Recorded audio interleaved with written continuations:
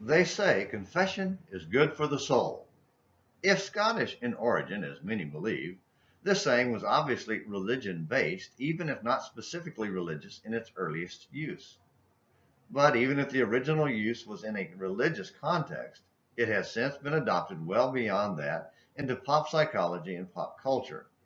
Its most common use today is that honest confession of sins, or simple mistakes, is therapeutic. In other words, if we fess up, we will feel better. Psychologically speaking, it is cathartic. It helps us release guilt and lifts the burden of suppressed emotions. While subjective internal betterment is a benefit of confession, it is not the only one. Today's Sunday Struggles edition of Morning Minutes in the Bible on An American Missionary returns to Psalm 32 to see how confession is good for both soul and spirit. This also connects to our continued examination of James 5, verses 14 through 18, over on my personal page. Having already looked at Psalm 32, verse 1 through the first half of verse 2, and the blessing of forgiveness, let's continue reading with the second half of verse 2. And in whose spirit there is no deceit. When I kept silent about my sin, my body wasted away through my groaning all day long. For day and night your hand was heavy on me. My vitality was drained away as with the fever heat of summer. I acknowledged my sin to you, and my iniquity I did not hide. I said, I will confess my transgressions to the Lord, and you forgave the guilt of my sin.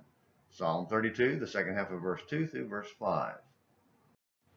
Thinking of the soul as our life force animating our body, and the spirit as our eternal personhood that will continue beyond this world's body and soul, when we hide our sin thinking we can deceive God, it impacts both our spirit and body. The guilt of our sin tears at our spirit, and feeling the weight of eternal divine judgment, God's heavy hand, diminishes our life.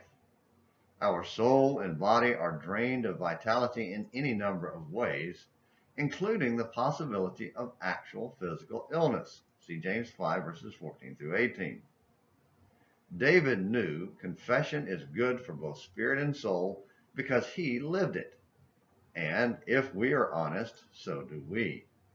Yet, despite knowing the physical and spiritual benefits, we struggle with confessing here in America, don't we?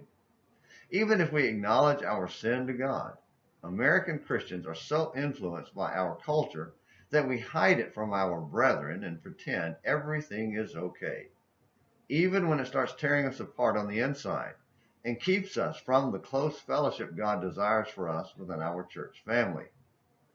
Overcome the struggle by starting small and finding someone you can trust and start confessing as if your life depends on it. It kind of does, doesn't it?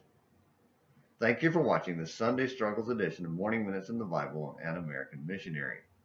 Until next time, this is James McClenny hoping you have a great day.